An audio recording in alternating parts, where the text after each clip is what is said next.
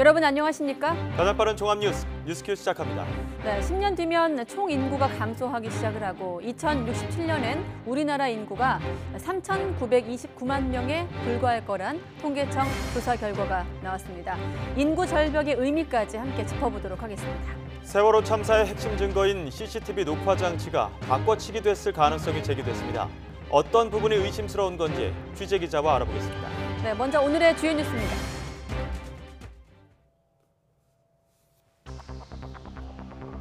김학의 사건 당시 법무부 장관이던 자유한국당 황교안 대표가 동영상 존재를 알고도 묵인했다는 폭로가 진실 공방으로 번지고 있습니다. 여당이 황 대표를 겨냥하자 한국당은 박영선 중소벤처기업부 장관 후보자를 형사 고발하겠다고 밝혔습니다. 출생아가 사망자보다 적은 인구 자연 감소가 올해부터 시작돼 오는 2067년 인구가 4천만 명 아래로 떨어질 것이란 전망이 나왔습니다. 또 6년 뒤인 2025년에는 65세 이상 고령 인구가 1,000만 명을 넘어설 것으로 추산됐습니다. 세월호 참사 핵심 증거 자료인 CCTV 녹화 장치가 수거 과정에서 뒤바뀐 정황이 드러났습니다. 세월호 특별조사위원회는 해군이 참사 2달 뒤 배안에서 수거했다고 주장한 영상 녹화 장치와 검찰이 확보한 장치가 다른 것으로 의심되는 단서들이 발견됐다고 발표했습니다. 박삼구 회장이 최근 아시아나항공 감사 보고서 사태에 대한 책임을 지고 금호 아시아나그룹 회장직과 계열사 대표이사직, 등기이사에서 물러나겠다고 밝혔습니다. 금호 아시아나그룹은 이른 시일 안에 명망 있는 외부 인사를 회장으로 영입하겠다고 덧붙였습니다. 스페인 주재 북한 대사관에 침입한 괴한이 미국에 기반을 둔 반북 활동가라는 AFP 통신 보도에 이어 미국 연방수사국 FBI가 스페인 당국으로부터 사건 관련자들 명단을 받아 직접 조사에 나섰다는 소식도 전해졌습니다. 네, 초저출산. 우리나라 심각한 인구 쇼크가 당장 올해부터 현실화할 것으로 보입니다. 출생아 수가 사망자보다 더 적어서 인구의 이른바 자연 감소가 올해부터 시작이 되고 또 6년 뒤인 2025년엔 65살 이상 고령 인구가 1,000만 명을 넘을 것으로 예측이 됐습니다. 먼저 오인석 기자입니다. 지난해 여성 1명이 평생 낳는 아기 수를 의미하는 합계 출산율은 1명 아래로 떨어졌습니다. 전 세계에서 합계 출산율이 1명 아래인 국가는 찾아볼 수 없을 정도로 충격적인 저출산입니다. 다급해진 정부는 5년마다 발표하는 미래 인구 추계치를 2년 앞당겨 발표했고 극심한 저출산과 높은 기대 수명은 노인 인구의 급증과 유소년 인구의 급감으로 예측됐습니다. 당장 올해부터 태어나는 아기 수가 사망자보다 적어 인구의 자연 감소가 시작될 것으로 전망됐습니다. 2017년 5,136만 명이던 총인구는 2029년부터 감소해 2044년 5천만 명 아래로 떨어진 뒤 2067년엔 3,929만 명이 될 것으로 통계청은 전망했습니다. 특히 현재의 낮은 출산율과 기대 수명 등을 가정해 최악의 시나리오를 적용할 경우에는 내년부터 총인구가 줄어들 수 있다는 우려도 나왔습니다. 연간 출생아 수는 2017년 35만 명에서 2067년에는 지금의 3분의 2 미만 수준으로 감소한 21만 명이 될 것으로 보입니다. 또 6년 뒤인 오는 2025년엔 65살 이상 노인 인구가 1,000만 명을 넘어서면서 고령 인구 구성비가 20%를 차지해 초고령 사회로 진입할 것으로 전망됐습니다. 반면 14살 이하 유소년 인구는 지난해 672만 명에서 2067년엔 318만 명까지 급감해 거의 절반 가까이 줄어들 것으로 추산됐습니다. 저출산 현상이 예상보다 너무 빠르게 가속화되고 있어서 지금 인구 감소에 대한 우려가 좀 심각한 상황인데요.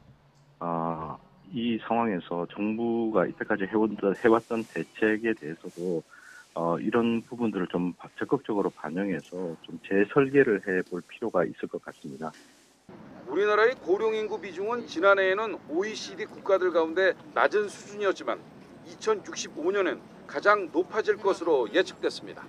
YTN 오인석입니다. 네, 이렇게 인구 감소의 속도가 빨라지면서 여기 나와 있는 그림처럼 지금 초등학생이 성인이 되는 2036년쯤부터 2명이 노인 1명을 책임져야 할 것으로 예측됐습니다. 눈앞에 다가온 초저출산, 초고령화 시대, 눈덩이처럼 커질 사회적 부담을 해결할 좀 피부에 와닿는 대책이 나와야겠습니다. 이어서 김평정 기자입니다. 인구 구조를 부양이라는 면에서 보면 15살에서 64살 사이 생산 연령 인구가 14살까지의 유소년 인구와 65살 이상의 고령 인구를 책임지는 구조로 이해할 수 있습니다. 올해 같은 경우는 노인 1명을 부양하는데 생산 연령 인구 5명이 비용을 부담하는 걸로 집계됐는데 지금 초등학생이 직업을 가질 즈음인 17년 뒤에는 노인 1명을 2명이 책임져야 하는 것으로 나타났습니다. 특히 인구 규모가 큰 베이비붐 세대의 은퇴 때문에 당장 내년부터인 2020년대에는 해마다 33만 명씩 생산 연령 인구가 줄어들고 2030년대에는 이보다 더 많은 연평균 52만 명씩 감소합니다. 나이별 구성 비율로 보면 더 쉽게 알 수 있는데 이미 고령화 사회로 접어들었다는 올해도 65살 이상이 15%가 채 안 되고 생산 연령 인구는 70% 이상 차지하는 데 반해 2035년에는 고령 인구가 30%로 비중이 2배가 되고 2065년에는 생산 연령 인구를 역전하게 됩니다. 문제는 이런 예상 역시 다소 보수적으로 봤을 때의 결과이고 인구에 영향을 미치는 출생과 사망, 국제이동 이 세 가지 요소가 앞으로 어떻게 변하느냐에 따라 인구가 감소하는 시점은 지금 예상보다도 더 앞당겨질 수 있습니다.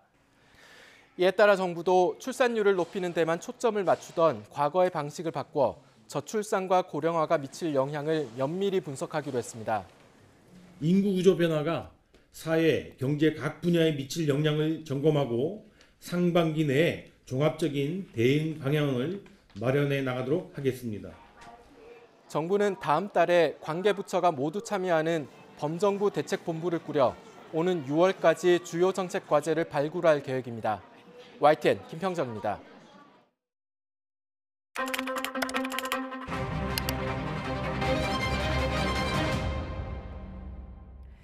자, 이렇게 눈앞에 다가온 초고령화 시대, 오늘 뉴스 TMI는 인구 절벽에 관해서 알아보도록 하겠습니다.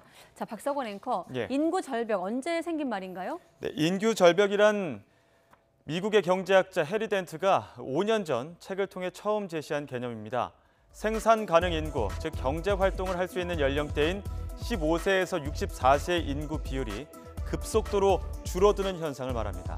조금 더 구체적으로는 돈을 가장 많이 쓰는 40대 중후반 연령대가 급격하게 줄어 경제 활동이 위축된다는 겁니다. 우리나라는 지난 2017년 생산 가능 인구가 3,757만 명을 기록해 정점을 찍은 뒤 그 뒤부터는 감소 추세를 보이고 있습니다. 특히 내년부터는 1955년에서 1963년 사이에 태어난 베이비붐 세대가 은퇴 연령인 65살 이상으로 본격 접어들면서 인구 절벽은 가속화될 전망입니다. 보시는 것처럼 2020년부터 해마다 무려 33만 명씩 줄고 2030년부터는 더 많은 연평균 52만 명씩 감소하게 됩니다.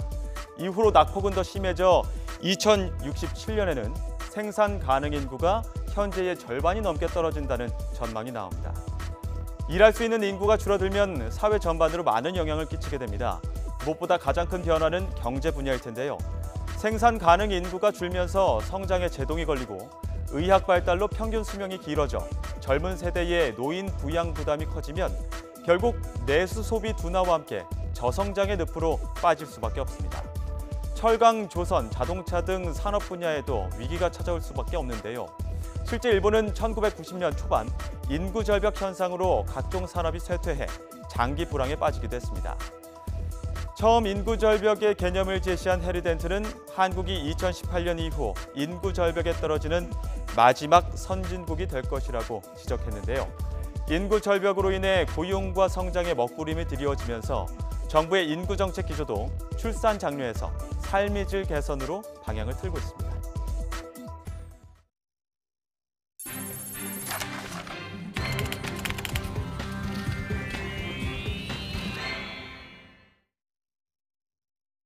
아니 문제되는 그런 개입을 내가 한 일은 전혀 없어요. 개입이 아니라 보고를 받으셨는지. 여러 보고가 있으니까 정말 많은 보고가 있죠. 검찰에서 판단한 것이고 내가 개입한 바가 전혀 없습니다. 보고받는 위치에 있었던 저에게는 책임을 지라고 하고 있습니다. 그런데 정작 사건을 담당했던 최동욱 전 검찰총장에 대해서는 왜 한마디도 안 하고 있는 겁니까? 2013년 6월 17일 법사위 속기록과 국회방송 동영상에서도 황교안 대표가 김학의 사건을 알았다는 것으로 보이는 기록이 있습니다. 아마 장관님은 김학의 차관과 관련된 여러 가지 사실을 다 알고 계실 겁니다. 저희가 그 알고 있다는 사실을 알고 있기 때문에 지금까지 질문 드리지 않은 것입니다. 그런데도 황교안 대표는 몰랐다고 오리발만 내밀고 있습니다. 네, 기억이 없고 책임이 없다. 또 여기에 오리발만 내밀고 있다. 이렇게 입장이 완전하게 다르면서 진실 공방이 계속되고 있습니다. 여야는 논란의 당사자로 지목이 된 자유한국당 황교안 대표와 또 박영선 중소벤처기업부 장관 후보자를 서로 압박하고 있습니다. 국회로 가보겠습니다. 최기성 기자. 네, 국회입니다. 네, 앞서 잠시 영상으로 좀 먼저 봤는데 여당인 더불어민주당 반응 먼저 전해주시죠. 네, 박 후보자가 소속된 민주당은 연일 공세를 이어가고 있습니다. 홍영표 원내대표는 한국당 황교안 대표가 관여한 사실이 없다면 국민에게 낱낱이 진실을 밝히라고 촉구했습니다. 홍영표 원내대표는 이어서 김학의 사건의 은폐 축소 의혹과 관련해 지난 2013년 6월 법사위 속기 등에서도 황 대표가 김학의 사건을 알았다는 것으로 보이는 부분이 있다고 언급했습니다. 황교안 대표는 몰랐다고 오리발만 내밀고 있습니다. 황교안 대표는 더 이상 손바닥으로 하늘을 가리려고 하지 말기 바랍니다. 네, 홍영표 원내대표 얘기를 들어봤는데 그럼 여기에 대해서 황교안 대표를 포함해서 자유한국당 반응은 어떻습니까? 네, 황교안 대표는 기자들을 만나 당시 법사위원장인 박영선 후보자와 자주 만났지만 그런 내용을 들은 기억은 없다고 다시 한번 강조했습니다. 박영선 후보자가 자신에게 김학의 동영상이 담긴 CD를 보여줬다고 했다가 입장을 번복한 것을 두고 잘못했으면 잘못했다고 깨끗하게 얘기해야지 여러 이야기를 할 일은 아니라고도 했습니다. 여러 번 만났습니다. 자주 만났고요. 그 과정에서 여러 가지 얘기가 있었는데 그걸 제가 다 일일이 기억하지 못한다. 그런 말씀을 드렸어요. 또 당 차원에서는 박 후보자가 허위 사실을 유포했다며 형사 고발하기로 했습니다. 바른미래당 오신환 사무총장은 김학의, 장자연, 버닝썬 사건과 관련해 철저한 수사를 언급한 정부가 특검을 거부하고 있다며 진정성이 의심스럽다고 지적했습니다. 검찰이 직접 수사를 해야 됨에도 불구하고 우물쭈물하고 있습니다. 도대체 진실 규명을 위한 의지가 있는 것인지. 자, 이런 상황에서 박영선 후보자 어제에 이어서 추가로 또 입장을 내지 않았습니까? 어떤 내용인가요? 네, 박 후보자는 자신의 SNS를 통해 황 대표에게 이제 진실을 말해달라면서 당황해서 얼굴은 물론 귀까지 빨개지면서 자리를 뜨던 모습이 생생하다고 주장했습니다. 황 대표를 만난 시점은 지난 2013년 3월 13일 오후 4시 40분이라고 설명했는데 이때는 황 대표가 취임한 지 이틀이 지난 날입니다. 민주평화당 박지원 의원도 황 대표가 김학의 사건을 묵인했다는 박 후보자 주장을 뒷받침하는 발언을 했습니다. 박 후보자에게 당시 황교안 장관과 얘기했는데 얼굴이 빨개지더라는 이야기를 들었다면서 자신도 같은 날 황 장관을 만났다며 일정 수첩을 공개했습니다. 박 의원은 또 경찰 고위 관계자로부터 김학의 사건 관련 사진과 음성 파일, CD를 받았다고 밝혔는데요. 2013년 1월 언론 보도를 통해 별장 성접대 의혹 사건이 알려진 뒤 김 전 차관이 박근혜 정부 초대 검찰총장 후보로도 거론됐던 만큼 사전 인사검증 차원에서 자료를 입수한 것으로 알려졌습니다. 네, 인사청문회 자체도 사실 고성과 좀 공방이 가득했던 청문회였는데 이번 김학의 사건 언급으로 후폭풍도 만만치 않아 보입니다. 어떻게 시작된 일이었죠? 네, 발단은 어제 박영선 중소벤처기업부 장관 후보자 청문회에서 나온 발언입니다. 박 후보자는 과거 법사위원장으로 재직할 당시 역할을 제대로 못한 것 아니냐는 민주평화당 이용주 의원의 질의에 한국당 황교안 대표의 이름을 꺼내 들었습니다. 김 전 차관 임명을 앞두고 국회를 찾은 당시 황교안 법무부 장관에게 관련 의혹과 자료를 설명하고 임명을 만류했다는 겁니다. 그 자리에서 직접 동영상을 보여주지는 않았지만 김 전 차관임을 명확히 알 수 있는 수준이라고도 말했습니다. 박 후보자의 주장대로라면 법무부 장관이던 황교안 대표가 김학의 전 차관 의혹을 사전에 알고도 결과적으로 아무런 역할도 하지 않았다는 얘기가 되는 셈이지만 양측의 주장이 갈리면서 여야의 진실 공방은 당분간 계속될 것으로 보입니다. 지금까지 국회에서 전해드렸습니다.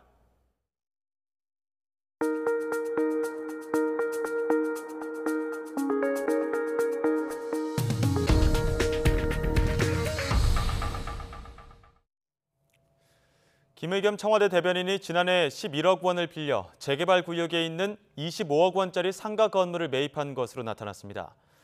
정부 공직자윤리위원회가 공개한 재산 변동 내역을 보면 김 대변인은 지난해 7월 서울 흑석동에 있는 주택과 상가가 함께 있는 2층짜리 복합 건물을 산 것으로 확인됐습니다. 이 건물이 속한 흑석 뉴타운 9구역은 지난해 재개발 시공사가 확정됐습니다.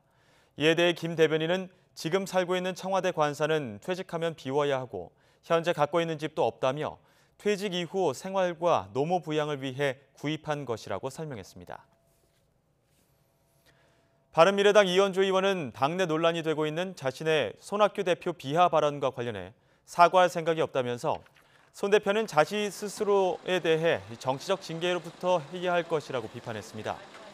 이 의원은 국회에서 기자들과 만나 경남 창원 성산에서 이길 수 없는 선거를 하면서 표를 달라고 할 수 있느냐며 그런 이야기하는 손 대표 자신이야말로 징계받아 마땅하다고 본다며 이같이 말했습니다.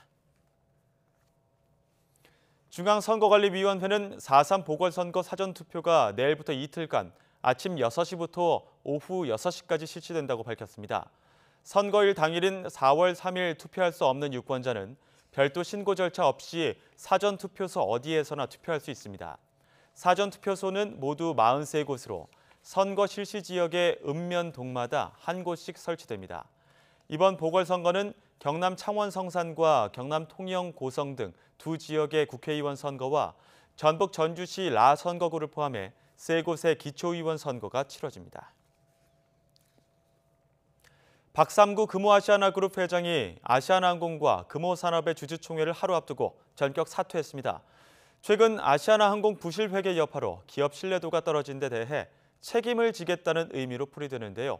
취재기자 연결해 자세히 알아보겠습니다. 이하린 기자. 네, 경제부입니다. 네, 박삼구 금호아시아나그룹 회장의 사퇴 소식 전해주시죠. 네, 금호아시아나그룹은 보도자료를 통해 박 회장이 현 사태의 책임을 지고 그룹 경영에서 물러나기로 했다고 밝혔습니다. 최근 아시아나항공 감사 보고서 사태에 대해 그룹 수장으로서 책임을 지고 그룹 회장직과 아시아나항공, 금호산업 등 2개 계열사의 대표이사직과 등기이사직을 모두 내려놓기로 한 겁니다. 박 회장은 어제 저녁 이동걸 산업은행 회장을 만나 아시아나항공의 금융시장 조기 신뢰 회복을 위해 산업은행에 협조를 요청했습니다. 금호아시아나그룹은 대주주는 어떤 희생을 감수하더라도 아시아나항공의 조기 경영 정상화를 위해 모든 노력을 다할 계획이라며 당분간 이원태 부회장을 중심으로 그룹 비상경영위원회 체제를 운영해 그룹의 경영 공백은 없도록 할 예정이라고 전했습니다. 그러면서 빠른 시일 내에 명망 있는 외부 인사를 그룹 회장으로 영입할 계획이라고 덧붙였습니다. 그룹 관계자는 박삼구 회장이 대주주로서 그동안 야기됐던 혼란에 대해 평소의 지론과 같이 책임을 회피하지 않는 차원에서 결심하게 됐다고 설명했습니다. 박 회장의 퇴진 선언은 주주총회를 하루 앞두고 나왔습니다. 내일 오전에 열릴 금호산업 주총에서는 박 회장의 사내이사 연임 여부가 결정될 예정이었습니다. 조양호 한진그룹 회장이 어제 대한항공 사내이사 연임에 실패하면서 박 회장 역시 긴장할 수밖에 없는 상황이었는데요.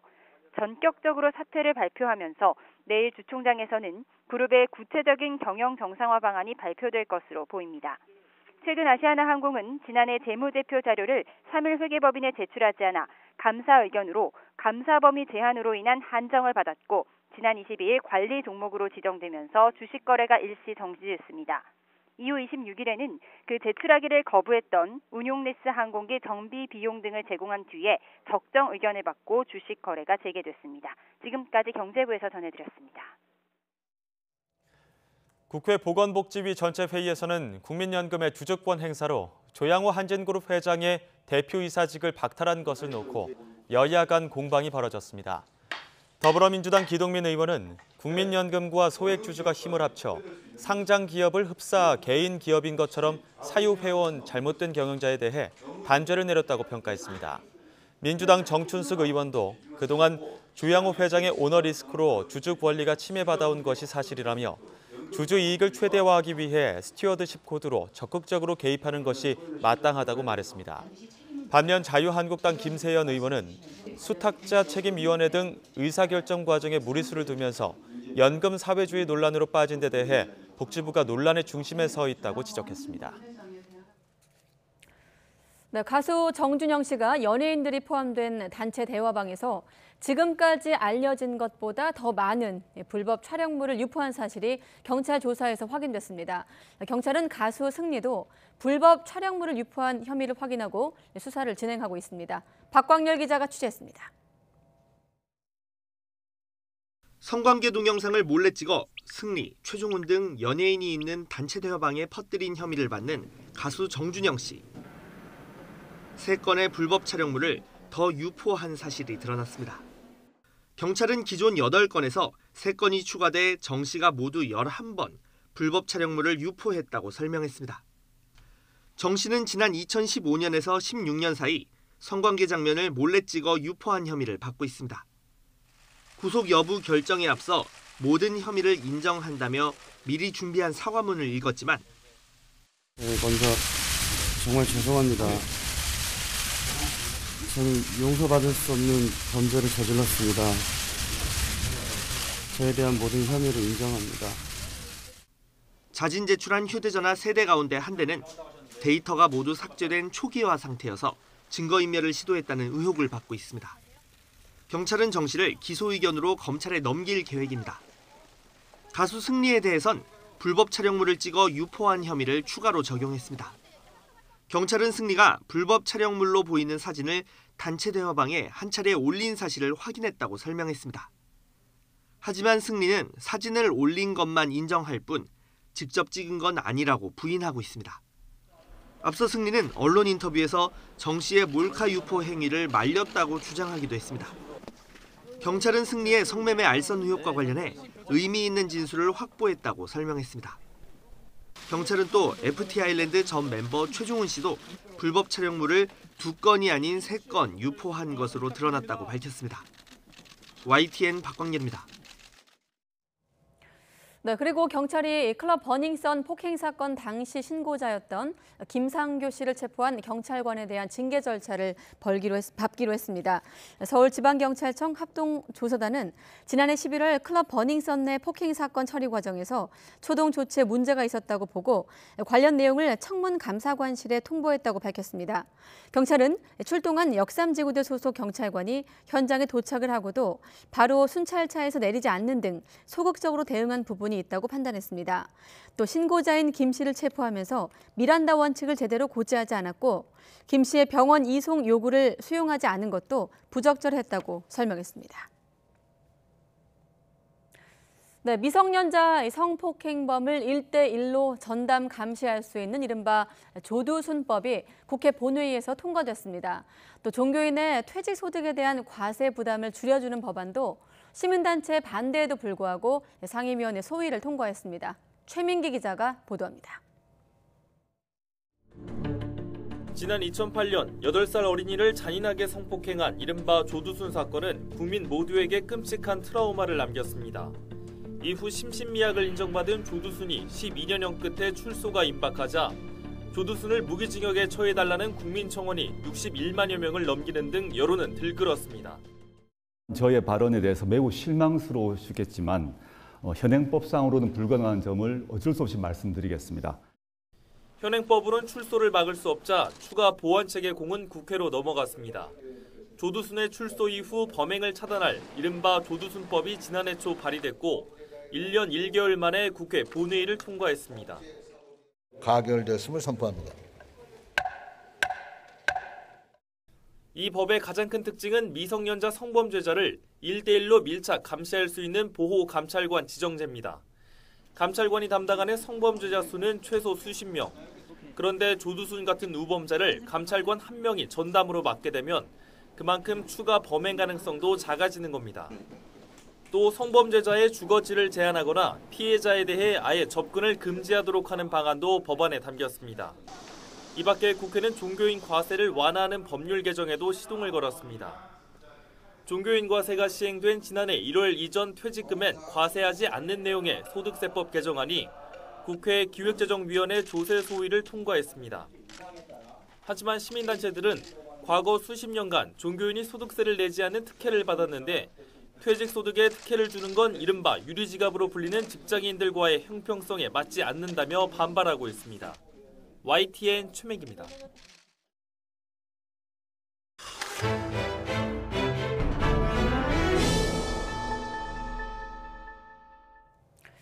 네, 세월호 CCTV 녹화 장치가 검찰 제출 과정에서 바꿔치기 됐을 가능성이 제기됐습니다. 사회적 참사 특별조사위원회는 해군이 수거한 장치와 검찰이 받은 장치가 다른 것으로 의심된다는 조사 결과를 발표했습니다. 차유정 기자가 보도합니다. 검찰이 해경으로부터 제출받은 세월호 선내 CCTV 녹화 장치입니다. 침몰 원인과 구조 과정을 밝힌 핵심 단서인데 복원 결과 침몰 3분 전까지의 기록만 남아있어 조작 의혹이 끊임없이 제기돼 왔습니다.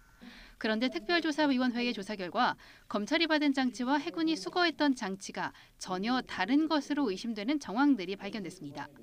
먼저 녹화 장치의 손잡이 부분 상태가 다릅니다. 해군이 수거하면서 찍은 영상 속 장치에는 손잡이 고무 패킹이 떨어져 있는데 검찰이 확보한 장치에는 고무 패킹이 되려 붙어 있습니다. 잠금 장치도 수중 영상에선 닫힌 상태인데 검찰이 받은 건 잠금 해제 상태인데다 내부 잠금 걸쇠도 부러져 있습니다. 검찰 제출 과정에서 핵심 증거인 녹화 장치가 바꿔치기 됐을 가능성이 의심되는 대목입니다. 물속에서는 단단히 잠금 장치가 돼 있어서 수거가 된 것이 불과 35분 만에 걸쇠가 부러지고 이 돌출이 될 수밖에 없다는 것은 상식적으로 물리적으로 도저히 납득을 할 수가 없습니다. 장치를 세월호 내 안내데스크에서 꺼내왔다는 해군 관계자 진술도 객관적인 정황들과 부합하지 않은 것으로 조사됐습니다. 커넥터가 달려있다면 여기 달려있어야 되는 것으로 확정을 해서 정밀하게 영상 분석을 해본 결과 여러 가지 정황상 커넥터로는 확정할 수 없는 이 한 개 정도가 지금 발견이 됐습니다.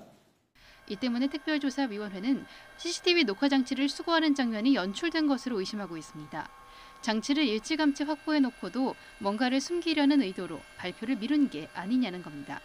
특별조사위는 관련자들이 현역으로 근무하고 있어 증거 인멸의 우려가 큰 만큼 긴급하게 중간 발표를 했다고 설명했습니다. 그러면서 다양한 조작 가능성을 추가 검토한 뒤 최종 조사 결과를 발표하겠다고 밝혔습니다. YTN 차유정입니다.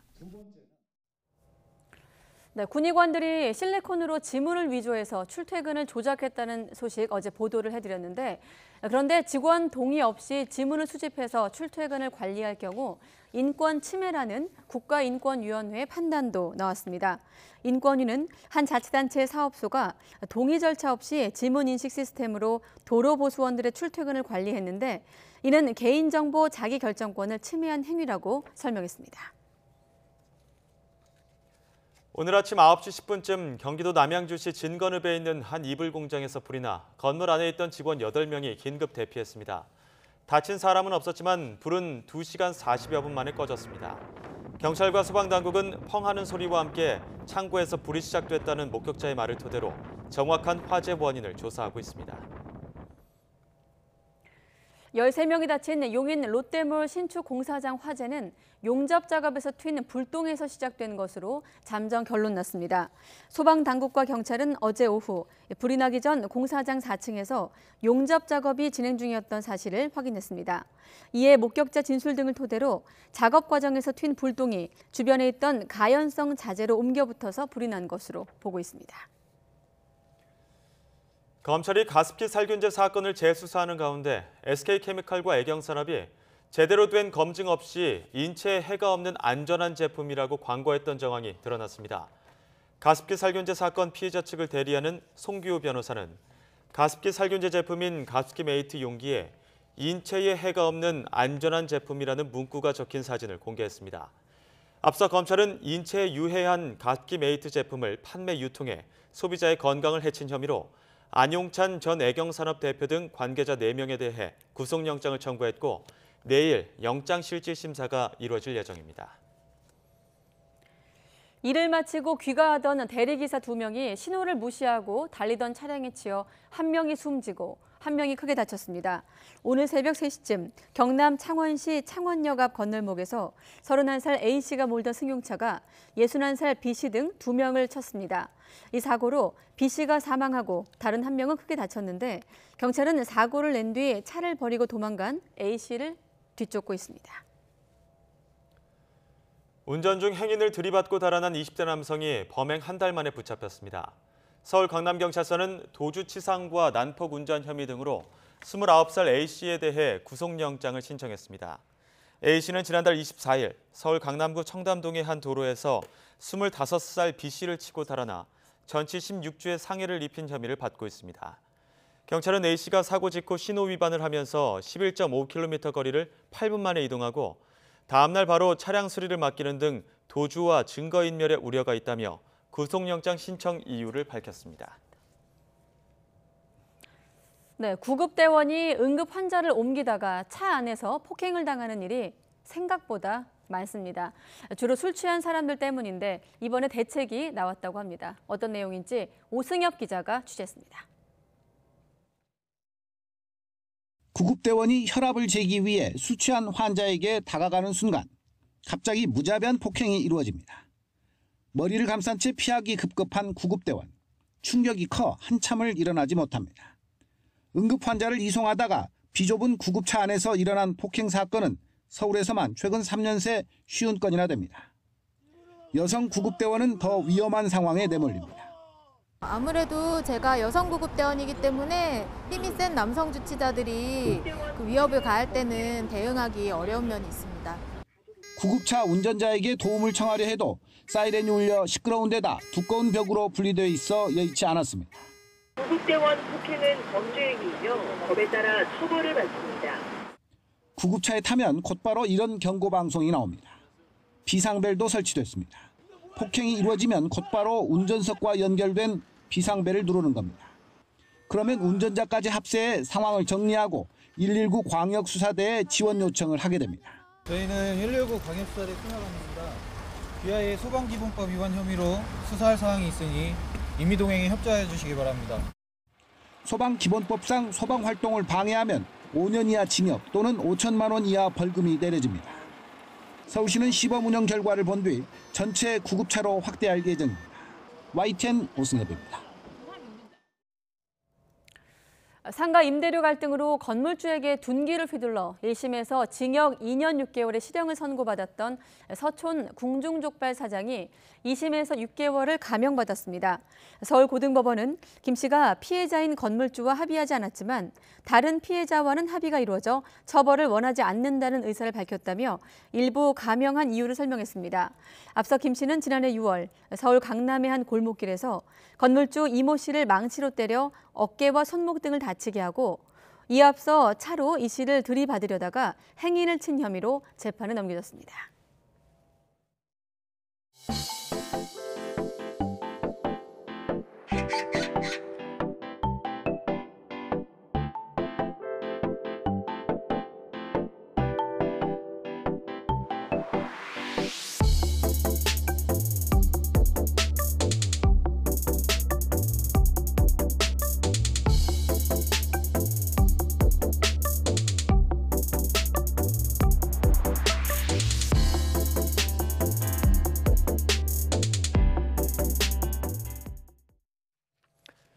해당 학년에서 배워야 할 최소한의 학습량을 따라가지 못하는 이른바 기초학력 미달 학생이 해마다 늘고 있습니다. 학업 성취도 평가로 나타난 결과인데요. 특히 수학은 중고생 모두 비율이 10%를 넘었습니다. 이재훈 기자가 보도합니다. 지난해 6월 중3, 고2 학생을 대상으로 실시한 국가수준 학업 성취도 표지 평가 결과 전년도보다 기초학력 미달 학생이 늘어난 것으로 나타났습니다. 중학교 3학년은 국어 4.4, 수학 11.1, 영어 5.3%로 전년보다 1.8에서 4.0%포인트 늘었습니다. 고등학교 2학년은 국어가 3.4, 수학 10.4, 영어 6.2%로 국어는 1.6%포인트 줄었지만 수학, 영어는 소폭 상승했습니다. 중고교생 모두 수학의 기초학력 미달 비율이 10%를 넘은 것은 10년 만에 처음입니다. 중학교 때부터 진도를 따라가는 게 부담입니다. 한 단계가 무너지면 계속 무너지게 되고 그렇게 되니까 시간도 제일 오래 걸리는 과목인 것 같고 성적도 오르기가 제일 힘든 것 같아요. 스트레스 많이 받고는 하니까 좀 많이 힘든 것 같아요. 수학이라는 과목이 시간도 다른 과목에 비해서 많이 뺏기고. 학과 이해도가 50%를 넘는 보통학력 이상의 성취 수준을 보여준 학생 비율도 고2 국어 과목을 제외하고 모두 전년보다 1.1에서 6.8%포인트 감소했습니다. 성별로는 고등학교 수학을 빼면 여학생의 학업 성취도가 남학생보다 높았고 기초학력 미달도 남학생이 많은 것으로 나타났습니다. 또 대도시보다 읍면 지역 학생의 학업 성취도가 낮았지만 기초학력 미달 비율에서 유의미한 차이는 없었습니다. 교육부는 기초학력의 지속적인 저하를 막기 위해 학생들에 대한 맞춤형 지도 강화와 법과 제도적 기반을 구축하겠다고 밝혔습니다. 이에 따라 초중고 모든 학생들의 기초학력을 진단해 결과를 학생 지원, 정책 수립 자료로 활용하고 보충학습을 지도할 보조 인력 증원과 학습 종합 클리닉 센터 등의 역할을 확대하기로 했습니다. YTN 이재현입니다. 한국 GM 군산 공장 폐쇄로 지역 경제가 위축되는 등 직격탄이 됐는데요. 최근 매각 협상이 빠르게 진행되고 있어 지역 경제에 다시 활기를 불어넣을지 기대를 모으고 있습니다. 오점곤 기자의 보도입니다. 지난해 5월 공장 폐쇄와 함께 직원 2천여 명의 일터가 사라졌던 한국 GM 군산 공장. 여전히 적막감에 휩싸였지만은 간간히 들락날락하는 차량들의 이동은 눈에 띕니다. 이제 안에 이제 필요 없는 거 다 정리해줘야 될 부분을 정리하는 거죠. 인수 예를 들자 뭐 인수한다든지 예를 들자 그러면 여기 있던 것은 전에 처리해야 될 것은 처리해야 되잖아요. 자동차 업계와 관계 기관에 따르면 한국 GM은 현재 이 공장을 인수할 업체와 매각 협상을 진행하고 있습니다. 자동차 부품을 생산하는 업체 여러 곳이 컨소시엄 형태로 공장을 인수할 것으로 전해지고 있습니다. 구체적으로는 현대자동차 협력사 한 곳이 여기에 포함됐다고 업계 관계자는 전했습니다. 매각 협상이 끝나면 군산 공장은 전기차 생산기지로 거듭날 가능성이 큽니다. 처음에는 주문자 생산 방식, 그러니까 OEM 방식으로 전기차를 생산하다가 궁극적으로는 자체 브랜드를 가진 완성차 업체를 꿈꾸고 있다는 겁니다. 이 같은 소식이 전해지면서 전라북도는 그동안의 노력이 예상보다 크고 빠른 결과물로 나타난 것 같다며 반기고 있습니다. 지금 기업 간의 협상 진행 중인 것은 알고 있고요. 다만 이제 기업 내부적으로 검토하는 사항이라서 저희가 상세한 내용은 아직 파악을 못하고 있습니다. 다만 저희 입장에서는 이번에 정말 좋은 기업이 들어와서 잘 성장하고 또 그것이 전북 경제에도 좋은 영향을 미치기를 기대하고 있습니다. 이번 협상 과정에 밝은 관계자에 따르면 현재 협상은 거의 마무리 단계이고 빠르면 이번 주 안에 MOU가 체결될 가능성도 있습니다. 매각 협상이 마무리되고 인수업체가 확정이 되면 전라북도는 이른바 군산형, 전북 군산형 일자리에 대한 논의를 구체적으로 진행할 준비를 하고 있습니다. YTN 오점곤입니다. 환경부는 오늘 서울시청 광장에서 경유 화물차를 폐차하고 정부 지원을 받아 LPG 신차로 교체한 구매자에게 올해 1호차를 전달했습니다. 환경부는 배출가스 5등급인 노후 경유차를 폐차한 뒤 LPG 1톤 화물차를 사면 최대 565만 원의 지원금을 지급하고 있습니다. 화물차뿐만 아니라 배출가스 5등급 경유 자동차 소유자면 누구나 LPG 1톤 화물차 구매 지원금을 신청할 수 있으며 올해 지원 대수는 950대입니다.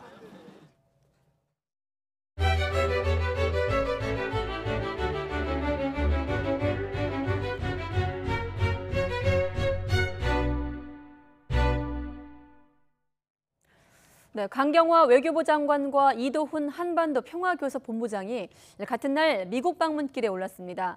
외형적으로는 하노이 정상회담 이후 북미 정상회담 촉진 방안을 논의하기 위한 일정이지만 최근에 확산하고 있는 한미 공조 균열 논란에 대응하는 의미도 적지 않은 것으로 보입니다. 왕선택 통일외교 전문기자가 보도합니다. 강경화 외교부 장관이 마이크 폼페이오 미 국무장관과 회담을 하기 위해 미국으로 출국했습니다. 출국에 앞서 기자들의 질문을 받고 폼페이오 장관과 만나 한미 공조 방안을 논의할 계획이라고 말했습니다. 그간의 상황 전개에 대해서 좀 상황 인식을 공유하고요. 앞으로 어떻게 공조를 하면서 나갈지, 또 그 밖에도 또 한미 현안들이 여러 가지 있는 게 있고요. 강경화 장관은 우선 뉴욕을 방문해 유엔 평화유지 장관 회의에 참석한 뒤 워싱턴으로 이동할 예정입니다. 이도훈 한반도 평화교섭본부장은 워싱턴으로 바로 가는 여객기에 몸을 실었습니다. 이도훈 본부장은 워싱턴에서 스티븐 비건 미 국무부 대북정책특별대표와 만날 예정이라면서 북미 정상회담 재개 방안이나 북한과의 협상 전략 등을 논의할 것이라고 밝혔습니다. 우리 입장이 일괄 타결을 위해 단계적 이행입니다. 그렇기 때문에 중간에 서서 뭘 한다기보다는 만나서 먼저 이야기를 하는 게 저희들이 더 중요하다고 생각을 하고, 이번 한미 외교장관 회담은 하노이 정상회담 이후 한 달 만에 열리는 것으로 하노이 이후 상황에 대한 양국 간 인식과 대응 방안을 긴밀하게 협의하는 기회가 될 것으로 전망됩니다. 동시에 한미 공조에 균열이 있다는 지적에 적극적으로 대응한다는 의미도 상당히 큰 행보로 분석됩니다. 이에 따라 한미 양국은 북미 회담 재개에 대한 협의 결과와 더불어 한미 공조가 튼튼하다는 메시지를 강조하는 부분에도 상당한 노력을 기울일 것으로 예상됩니다. YTN 왕선택입니다. 네, 지난달 발생한 스페인 주재 북한 대사관 침입 사건에 대해 미 연방수사국 FBI가 조사 중이라고 로이터 통신이 보도했습니다. 이런 가운데 이번 사건을 주도한 에이드리언 홍창에 대한 관심도 커지고 있습니다. 김원배 기자입니다. 북한 대사관 침입자 가운데 스페인 법원이 신원을 확인한 사람은 멕시코 국적의 에이드리언 홍창과 미국 국적자 샘 뉴 2명입니다. 여기에 AP통신은 우란리라는 이름의 한국 국적자의 신원도 확인됐다고 전했습니다. 또 엘문도 등 스페인 언론들은 침입자 10명 가운데 최소 5명이 한국 사람이라고 보도했습니다. 로이터는 스페인 법조계 소식통을 인용해 스페인 판사는 신원이 확인된 모든 용의자가 미국으로 건너간 것으로 보고 있으며 이들에 대한 범죄인 인도를 요청할 것이라고 전했습니다. 또 소식통을 인용해 미국 연방수사국 FBI가 스페인 수사관들로부터 대사관 침입자로 추정되는 인물들의 명단을 넘겨받았고 스페인 당국의 요청에 따라 이 사안을 들여다보고 있다고 보도했습니다. 이런 가운데 이번 사건을 주도한 에이드리언 홍창은 에이드리언 홍이라는 이름으로 미국에 기반을 두고 오랜 기간 반북 활동을 해온 인물이라고 AFP 통신이 보도했습니다. AFP에 따르면 에이드리언 홍은 2005년 탈북자 지원단체 링크를 공동 설립했으며 2006년 12월에는 중국에서 북한 주민 탈북을 돕다가 체포돼 열흘간 구금되기도 했습니다. 이후 링크를 떠난 에이드리언 홍은 반북단체를 설립하는 등 북한의 인권 실태를 고발하고 정권 교체를 주장하는 활동을 해왔습니다. 에이드리언 홍은 이번 스페인 주재 북한 대사관 침입 사건 당시 스페인에서 매슈 차오라는 이름으로 활동했으며 차량은 오스왈도 트럼프라는 이름으로 예약했습니다. AFP 통신은 그러나 에이드리언 홍이 대사관 침입 사건의 배우로 자처한 자유조선에서 구체적으로 어떤 역할을 맡고 있는지는 불분명하다고 덧붙였습니다. YTN 김원배입니다. 네, 에이드리언 홍의 역할까지는 불분명하지만 대사관 침입 사건의 배후를 자처한 자유조선이라는 단체는 최근 들어 공개 활동을 이어가고 있습니다.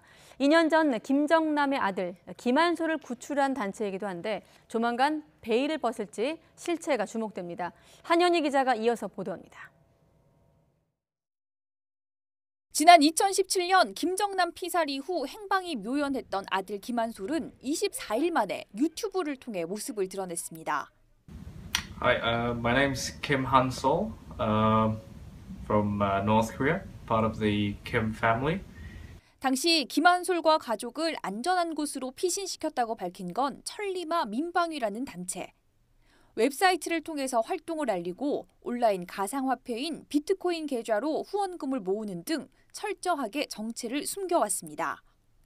간간히 일부 북한 주민을 구출했다는 글만 올리던 단체는 올해 첫 글로 모든 것이 변화된다라고 올린 뒤 공개 활동을 늘리고 있습니다. 지난 1일에는 탑골공원으로 추정되는 곳에서 한복을 입은 여성이 선언문을 낭독하는 영상을 공개했습니다. 자유조선의 건립을 선언한다. 이 정부가 북조선 인민을 대표하는 단일하고 정당한 조직임을 선언한다.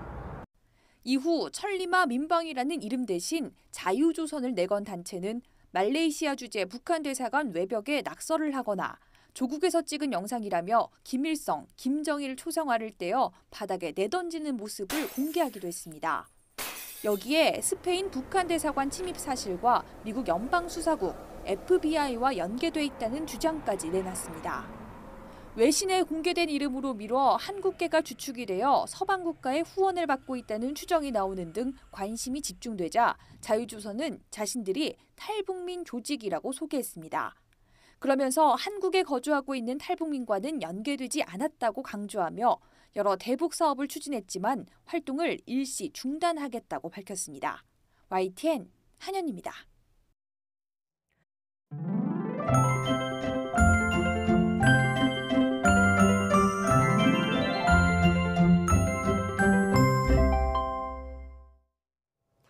봄이 깊어가면서 옷차림이 조금씩 가벼워지고 있는데요. 내일도 포근한 봄 날씨가 이어집니다. 우선 내일 서울 아침 기온이 5도로 오늘과 비슷해 아침에도 많이 쌀쌀하지 않겠고 낮 동안에는 12도까지 기온이 오르는 등 오늘보다는 낮지만 예년과 비슷해 포근하겠습니다. 현재 전국적으로 구름이 많이 끼어 있는데요. 내일도 대체로 구름 많은 가운데 중부지방에는 새벽부터 아침 사이 빗방울이 조금 떨어지겠습니다. 또 충북과 전북 지역은 종일, 그 밖의 중서부 지역에는 오전까지 미세먼지 농도가 나쁨 수준을 보이는 곳이 있겠습니다. 내일 아침 기온 예년과 비슷하거나 조금 높겠습니다. 서울 5도, 대전 4도, 광주 6도, 부산 10도로 예상됩니다. 낮 기온도 예년과 비슷하거나 조금 높겠습니다. 서울 12도, 대전 16도, 광주 18도, 부산 17도로 예상됩니다. 주말인 모레는 전국에 비가 오겠고 다음 주 월요일까지 찬바람이 불며 쌀쌀할 것으로 전망됩니다. 지금까지 날씨 정보였습니다. 네, 지난번 광안대교 선박 충돌 사건을 계기로 음주운항 단속이 크게 강화됩니다. 해경 관계자 연결해서 얘기 들어보도록 하겠습니다. 7시에 뵙겠습니다.